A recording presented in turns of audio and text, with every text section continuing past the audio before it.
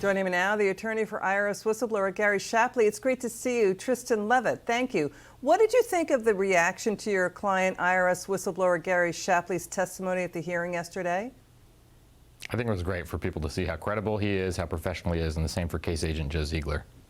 So what do you think of the Democrats going after him? Well, he knew, obviously, in coming forward with this kind of information that it was going to be polarizing. But so it's disappointing that people chose not to engage on the substance in many instances. But again, I think that what he shared with the American people was significant, and people could tell who was paying attention and who wasn't. Is Gary Shapley talking to you now about this veteran FBI informant with that FBI document that Senator Grassley and Chair Comer released today, that the CEO, it alleges that the CEO of Burisma, the FBI informant, got this information, a veteran informant, already paid hundreds of thousands of dollars by the FBI, that Hunter and Joe Biden, quote, coerced him, the CEO of Burisma, forced him to pay them a total of $10 million in bribes? This is the same CEO in a corruption probe who hired Hunter to, quote, get protection, from Joe Biden for his issues. Yes. So Gary submitted an affidavit before that he hadn't seen any such 1023.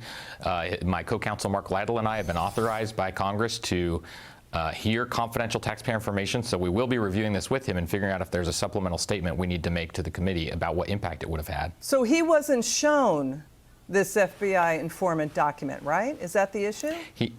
Correct. He had no idea it existed until there was public reporting about it after Senator Grassley and released the information explaining. I guess after the House Oversight Committee members started talking about it from reviewing it in camera. So if he had known about it, would he have tried to work to corroborate it? I mean, without getting into the specifics of what they do, but I think without question, he said very clearly that, yes, this would have been very relevant to their investigation. They would have had to try to corroborate it and figure out if it was accurate. So, in other words, they would have to try to trace the money flows. The IRS criminal division is very smart about this stuff. The money flows through the 20 or so shell companies the Biden family set up to take in their overseas cash flows. And the IRS would be the ones, the A team, to figure out if that money was bribery, right? Yes, yes. And not just the IRS, but their international tax crimes team that Gary led, that elite team of 12 agents he talked about yesterday. So does Gary think now, has he said that he feels that other Biden family members may have evaded their taxes with these shells companies?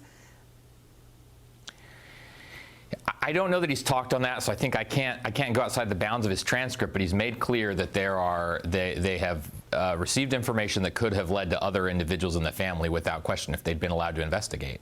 So what concerned you most when you watched the hearing yesterday? I think just ultimately, the unwillingness to address some of these things. I was very happy for Joe Ziegler to finally, be public. And I think for this to have become a partisan issue, again, it's the Biden family. I get that, but these are very credible individuals. These are career professionals. And so I think people need to listen to what they have to say, regardless of what your ideological predisposition is. So it was disappointing that even, many members of the committee just wouldn't do that, wouldn't engage. The way to look at it is take out the words Hunter, take out the words Joe Biden, take out the names. When you see what happened and you look at the timeline of what happened and what went down, a lot of watchdogs are saying this is really disturbing stuff, to have an elected official in the White House engaged in any way near or putting himself anywhere near this kind of activity. Your final word. Yeah, absolutely. There are questions that need to be asked. There are avenues that need to be followed. And of course, as Joe made clear, his view is it can only be done through a special counsel. So we'll see if that is what ends up happening ultimately. All right, Tristan Leavitt, we'll have you back on again soon. It's good to have you on the show. Thank you so much.